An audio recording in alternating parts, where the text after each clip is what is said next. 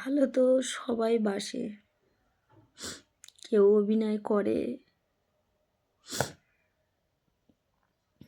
কেউ আবার সত্যিকারের ভালোবাসা বাসে। কিন্তু সত্যিকারের ভালোবাসা এখন খুব কম। কারোর শরীর দেখে ভালোবাসে, কারোর এই চেহারাটা দেখে ভালোবাসবে।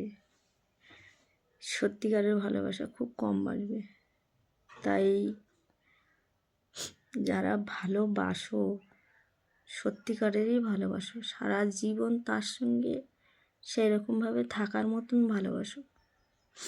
এমন ভালোবেসো না যে দুদিন তাকে ভালো লাগছে তারপরে আর ভালো লাগছে না, এটাকে ভালোবাসা বলে না। তোমারটা সব ওকে দেখতে হবে, ওরটা তুমিই দেখবে, তাহলে সেটাকেই ভালোবাসা বলে। এক্সপেক্ট করাটাই হচ্ছে মানুষের ভালোবাসা বলে। আমারও ভালো বন্ধু ছিল, কিন্তু ভালো জিনিস পৃথিবীতে বেশি দিন থাকে না।